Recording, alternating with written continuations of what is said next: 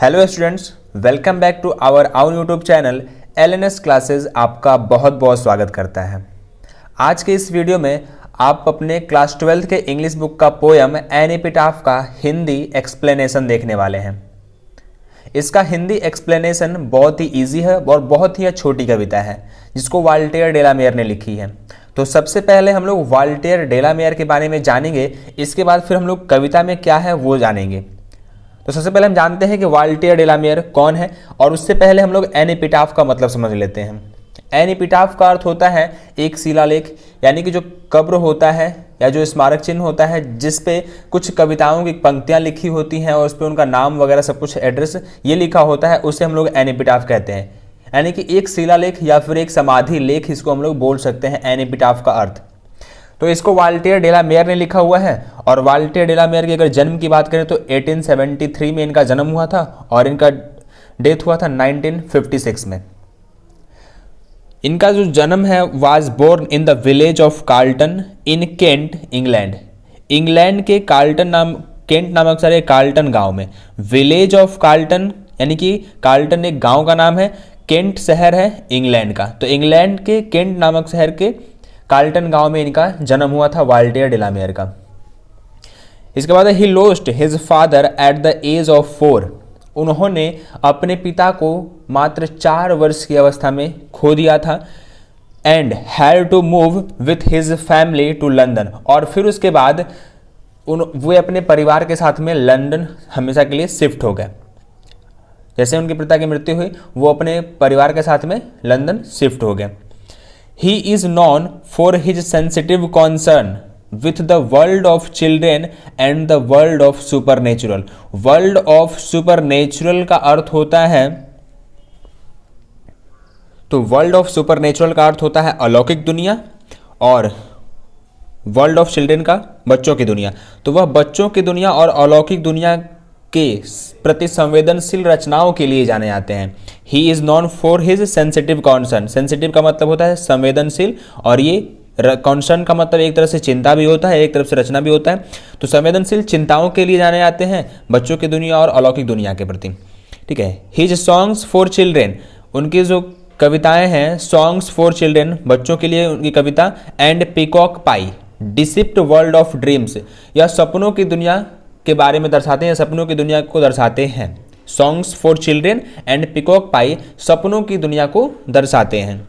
But even in these songs, लेकिन इन गीतों के बाद भी there is a note of melancholy, इन गीतों में भी उदासी का स्वर यानी उदासी का टोन मिलता है। मेलनकोली का मतलब होता है उदासी। तो इस लाइन का अर्थ है कि इन गीतों में भी उदासी का स्वर रहता है।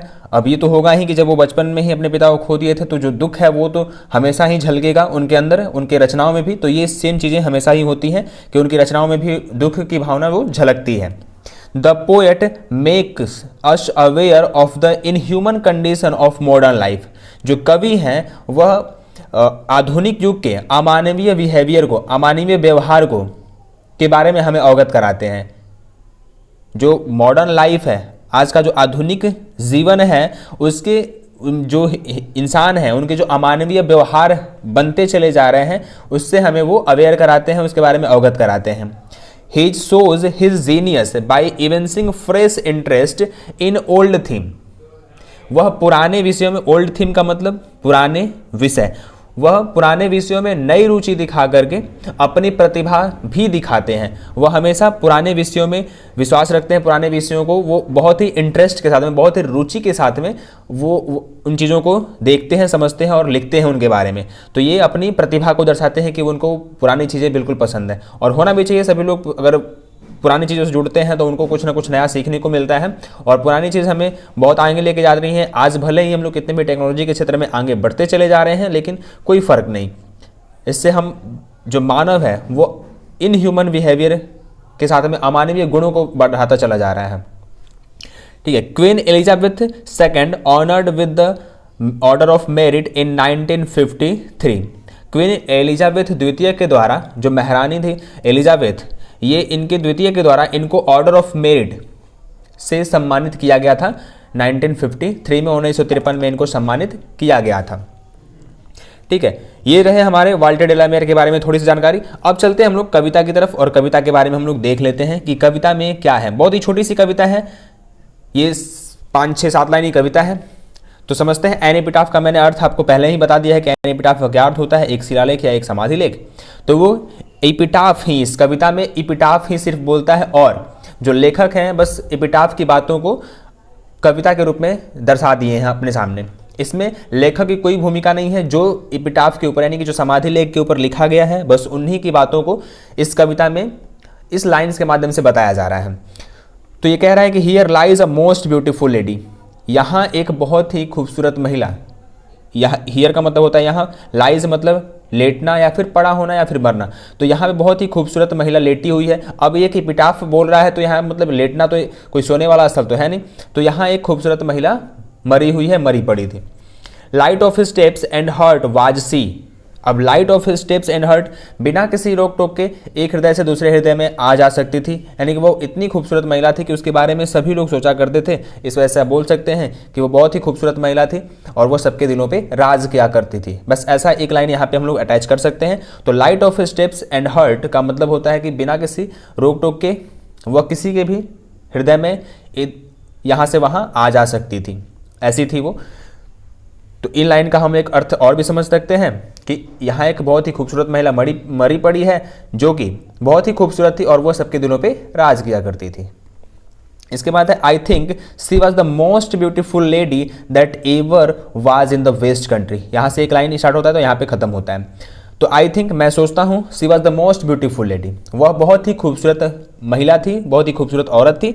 That ever was in the west country, उसके जैसी खूबसूरत महिला पश्चिमी देशों में नहीं रही होगी। ये एपिटाफ ऐसा कहता है, एपिटाफ ऐसा बताता है कि वो बहुत ही खूबसूरत महिला थी और उसके जैसी खूबसूरत महिला पश्चिमी देशों में और कोई नहीं रही होगी। बट ब्यूटी वैनिसेस, लेकिन जो सुंदरता है वो नष्ट हो जाती है, गुजर जाए, और ब्यूटी पासेस, ब्यूटी गुजर जाती है, सुंदरता जो है वो नष्ट हो जाती है या गुजर जाती है हमेशा। However rare rare it be, यह कितना दुर्लभ, यह कितना दुर्लभ। एक बार रेयर का लिखने का मतलब दुर्लभ, फिर से रेयर का मतलब दुर्लभ ही होता है। यह कितना दुर्लभ है। एंड वेन आई क्रम्बल, अब ये एपिटाफ कह रहा है कि यह दुर्लभ ही है अगर मैं जब नष्ट हो जाऊंगा। वेन आई क्रम्बल, जब मैं नष्ट हो जाऊंगा। हु विल रिमेंबर, तो उसे कौन याद करेगा। This lady of the west country, उस पश्चिमी देश की महिला को कौन याद करेगा। यह कितना दुर्लभ है कि जब मैं नष्ट हो जाऊंगा। एपिटाफ कह रहा है यहाँ पे, not writers not anyone. Epitaph यहाँ पे बोल रहा है कि जब मैं नष्ट हो जाऊंगा, जब मैं उखड़ जाऊंगा, तो फिर उस पश्चिमी देशी को महिला को कौन याद रखेगा। बस इतना सा अर्थ है। बहुत सारे लोग इसको बहुत सारी चीज़ों के साथ में जोड़ करके बताते हैं, लेकिन बहुत ही इसका सिंपल सा अर्थ है। यहाँ पे सिर्फ और सिर्फ एपिटाफ ही जो कहता है वो कहता है, और एपिटाफ की बातों को सिर्फ वाल्टर डेलामेयर ने इस कविता के रूप में पिरोया है। सो इसका इतना सा इजी हिंदी एक्सप्लेनेशन है। सो फिर मिलते हैं हम लोग नेक्स्ट वीडियो में एक नई कविता के हिंदी एक्सप्लेनेशन।